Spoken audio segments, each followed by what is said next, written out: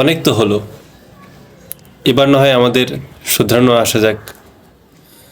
প্রতিহিংসার বশে রাজনৈতিক কারণে আমরা নিজেরা নিজেদের মধ্যে কামড়াকামড়ি এতটাই করে দিছি যে কেউ কার মুখ দেখতে চাই না।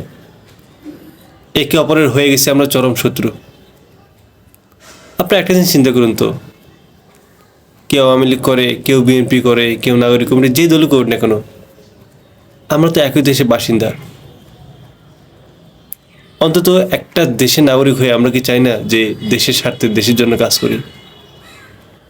যে কোনো রাজনৈতিক দল হোক না কেন, সবাই যে ফ্রেশার এমন তো না, সবার মধ্যে ভুল ত্রুটি আছে। কিন্তু প্রত্যেকটা রাজনৈতিক দল কি পারে না তাদের ভুলগুলো পরিমাণ কমিয়ে দিতে, দেশের জন্য কাজ করতে? আমি বলছি না যে শুধু আওয়ামী লীগই খারাপ, বিএনপি, তারপর জামাত, তারপর নতুন রাজনৈতিক দল, সবাই খারাপ। কেউ তো 100% পিওর না। কিন্তু তারপরেও তো একটা কথা থাকে, আমরা সাধারণ মানুষ, আমরা প্রত্যেকটা রাজনৈতিক দলকে শ্রদ্ধা করি। আমরা তাদের উপর বিশ্বাস রাখি যে তারা ক্ষমতায় এসে দেশের জন্য কাজ করবে। কিন্তু তারা ক্ষমতায় এসে যখন দেশ বিরোধী কর্মকাণ্ড করে, দেশ থেকে হাজার হাজার কোটি টাকা পাচার করে, অন্য দেশের রাজত্ব এদেশে খাটায়, যখন আমাদের দেশের সাধারণ মানুষ নিষ্পেষিত অবস্থা থাকে, তখন খুব কষ্ট লাগে। আপনার তো মানুষ, আপনাকে এটা মনে করেন না যে একদিন আপনাদেরও মৃত্যু হবে, এই যৌবনটা একদিন আপনাদেরও শেষ হয়ে যাবে? আমরা যৌবন বয়সে কত খারাপ কাজ করি, একদিন তো সব শেষ হয়ে যাবে, মৃত্যু হবে আমাদের। কি জবাব দেব আমরা? আপনি একটা দিন চিন্তা করুন, আজকে আপনি বিএনপি, আওয়ামী লীগ বা যে রাজনৈতিক দল করেন না কেন, আপনি নিজের দলের স্বার্থে আপনি আপনার নেতার নির্দেশে কাকে হত্যা করলেন, কাকে মারলেন। এই যে মারলেন, হত্যা করলেন, আপনার কিন্তু এখন খারাপ লাগতেছে না, কিন্তু একদিন কিন্তু আপনার ঠিকই কষ্ট হবে। যেদিন আপনার এই হাত দুটো আপনি চাইলেও নাড়াতে পারবেন না, আপনি চাইলেও আপনার পা দুটোকে নাড়াতে পারবেন না, আপনার চলাফেরা একমাত্র মাধ্যম হবে হুইল চেয়ার, বা কপালে যদি না জোটে সারাক্ষণ শুয়ে থাকা এমন অসুস্থতা আল্লাহ তাআলা আপনাকে দিল, আপনি কি করবেন? তখন আপনার হাতে কোনো কাজ থাকবে না, কেউ আপনাকে ডাকবে না, কেউ আপনাকে তখন মূল্য দেবে না।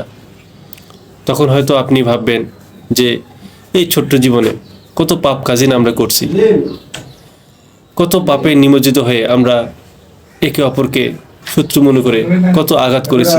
তাই আসুন আমরা সকলে মিলে দেশের স্বার্থে যে রাজনৈতিক দল করি না কেন, অন্তত দেশের মানুষের কথা ভেবে সাধারণ মানুষের জন্য কাজ করি, মানুষের পক্ষে থাকি।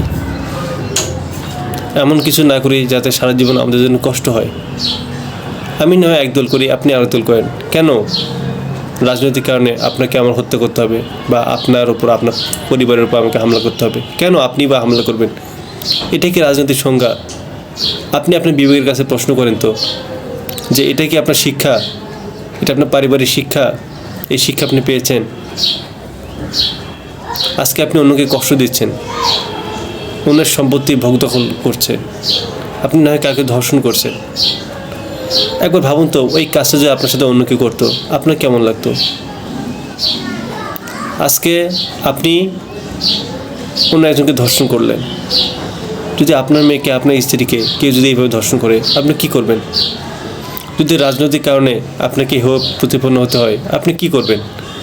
যে নেতা আপনাকে দেশের জন্য কাজ করতে বলে না, আপনাকে পড়াশোনা করতে বলে না, আপনাকে ভালো মানুষ হতে বলে না, সে তো নেতা হতে পারে না। সে কিসের নেতা? নেতা তো সেই যে আপনার ভালো চায়, যে আপনার জন্য আপনার কথা ভাবে, আপনার পরিবারের কথা ভাবে, সামগ্রিকভাবে সবার কথা ভাবে, সর্বদা সৎ থাকে, সে তো আসলে নেতা হওয়ার যোগ্য। একটা দুশ্চরিত্র কালপিট কখন নেতা হতে পারে না।